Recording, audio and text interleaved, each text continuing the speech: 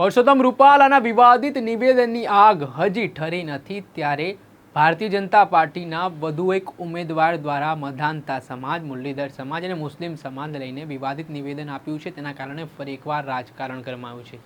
જ્યાં વાત કરીએ એક તરફ ભારતીય જનતા પાર્ટી છે પોતાના ઉમેદવારોને સમજાવી રહી છે કે આ પ્રકારના ચૂંટણી દરમિયાન નિવેદનો ના આપો જેના કારણે પાર્ટીની સમસ્યામાં વધારો થાય, પરંતુ ઉમેદવારો છે તે પોતાની જાહેર સભામાં ભીડ જોઈને એટલા અતિ ઉત્સાહમાં આવી જાય છે કે તેઓને બોલવાનું પણ ભાન રહેતું નથી ને ત્યારબાદ તેમને માફી માંગવાનો પણ વારો આવતા હોય છે। ત્યારે વધુ એક આ જ પ્રકારની ઘટના સામે આવી છે। ક્યાંની આ ઘટના છે ને કોણ આ ઉમેદવાર છે તે વિશે વાત કરીશું આ વિડીયોમાં।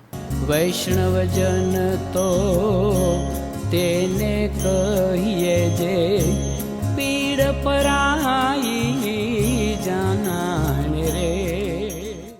નમસ્કાર દર્શક મિત્રો, નવજીવન ન્યૂઝમાં આપનું સ્વાગત છે। હું છું ફૈઝાન। હાલ તો ભારતીય જનતા પાર્ટીની ગુજરાતની સ્થિતિની વાત કરીએ તો 26 લોકસભા સીટ જીતવી છે અને 5 લાખના મત સાથે જીતવી છે, જેને જ લઈને હવે ક્યાંક ને ક્યાંક ભારતીય જનતા પાર્ટી છે તે માઇક્રો પ્લાનિંગની સાથે કેવી રીતે ક્ષત્રિય સમાજનો જે હાલ વિવાદ ચાલી રહ્યો છે તેને ડેમેજ કંટ્રોલ કરી શકાય, ક્ષત્રિય સમાજને મનાવી શકાય તેના પ્રયાસો કરવામાં આવી રહ્યા છે। પરસોત્તમ રૂપાલા દ્વારા થોડાક દિવસ અગાઉ ક્ષત્રિય સમાજને લઈને જે નિવેદન સામે આવ્યા હતા તેના કારણે હાલ ક્ષત્રિય સમાજમાં ભારે રોષ જોવા મળી રહ્યો છે। આને જ લઈને જે ગૃહ રાજ્યમંત્રી હર્ષ સંઘવી અને જે ગુજરાતના ભાજપના મહામંત્રી છે રત્નાકરજી તેમના દ્વારા રાજકોટ હોય, ભાવનગર હોય કે પછી કચ્છ હોય તે તમામ જગ્યાએ ક્ષત્રિય સમાજના રાજકીય આગેવાનો સાથે બેઠકો યોજવામાં આવી રહી છે અને ડેમેજ કંટ્રોલ કરવાના પૂરા પ્રયાસો કરવામાં આવી રહ્યા છે।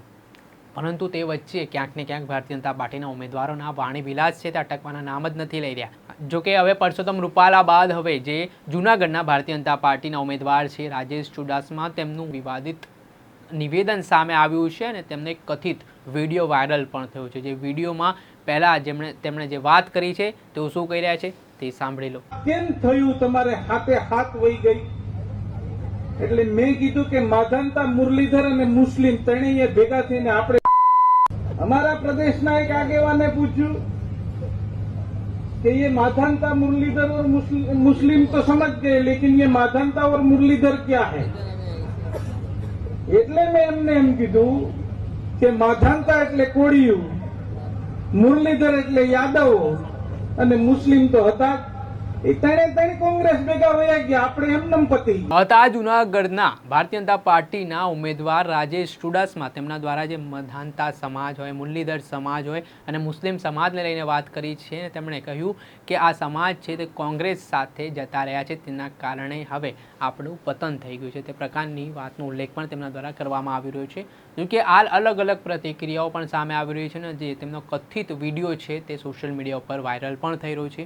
હવે જોવાનું રહ્યું કે આ સમાજની નારાજગીઓ, એક તરફ ક્ષત્રિય સમાજ છે તે ભારે નારાજ જોવા મળી રહ્યો છે અને બીજી તરફ આ પ્રકારના નિવેદનો સામે આવી રહ્યા છે, ત્યારે ભારતીય જનતા પાર્ટીની મુશ્કેલીમાં આવા ભારતીય જનતા પાર્ટીના ઉમેદવારોના નિવેદનો કેટલી મુશ્કેલી સર્જે છે તે તો ચૂંટણીના સમયે જ ખબર પડશે। દર્શક મિત્રો, અત્યાર સુધીમાં બસ આટલું। આવા નવા વિડીયો સાથે આપને માહિતગાર કરતા રહીશું, એટલે નવજીવન ન્યૂઝની ચેનલને આપ લાઇક કરો, સબસ્ક્રાઇબ કરો અને વધુમાં વધુ શેર કરો। નમસ્કાર।